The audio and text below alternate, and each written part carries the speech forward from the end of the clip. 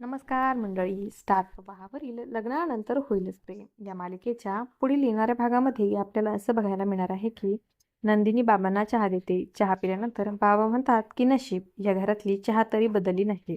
तेव्हा नंदिनी म्हणते की तुम्ही फक्त तुमच्या मुलीवर थोडा विश्वास ठेवा, सगळं काही नीट होईल.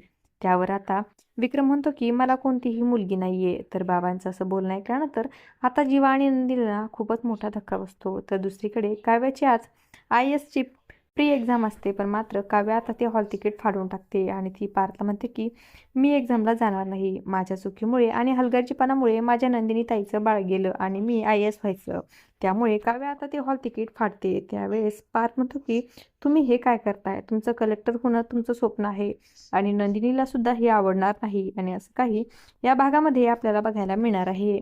अशाच मालिकांच्या नवनवीन अपडेट्स पाहण्यासाठी आपल्या चॅनलला सबस्क्राईब करा आणि व्हिडिओ आवडला असेल तर लाईक आणि शेअर करायला विसरू नका. धन्यवाद.